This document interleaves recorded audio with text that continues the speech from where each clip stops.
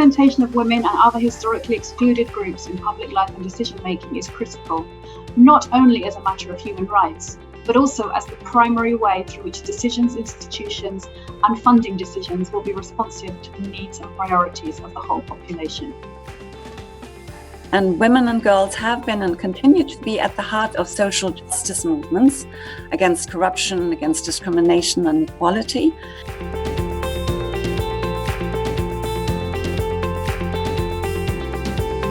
Including women in all decision-making processes and leadership is important, because I'm sure no one's going to disagree with me that, women's experiences differ from men, and these experiences need to be represented in decision-making processes and implementation.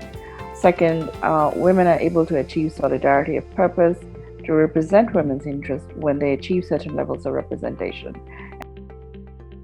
One of the biggest barriers to participation in public life is really the limits of our own imaginations of who can be a leader and what leadership looks like. And so I think we did talk a bit about how patriarchal culture and societies are not allowing women to take leadership roles, both in terms of the expectations about who would be able to sit in government, the existence and the continued existence of manels, like panels that are made up exclusively of men, especially when they come to think about specific interests that are not seen as women's issues. The funding community needs to look at the gaps that already exist within the Asia Pacific region and we demand that the funding should be increased for the region, and funding the quantity as well as the quality of the funding both need to increase. So we need more funding that is going towards gender equality as a principal objective. If the global community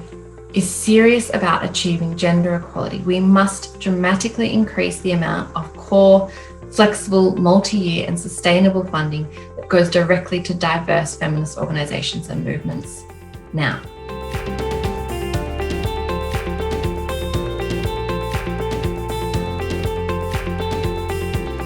As much as we stand on the shoulders of these histories and these women who came before us,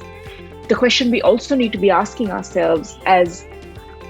feminists, especially millennial feminists, I think, as another generation is rising, as we get older, is who are we preparing our shoulders for? How are we passing on the knowledge, the information, creating sustainable spaces and understandings that we benefited from or maybe also struggled with? We young women and young people and adolescent girls want all actors to listen and acknowledge that it is our role to decide what actions are better for us.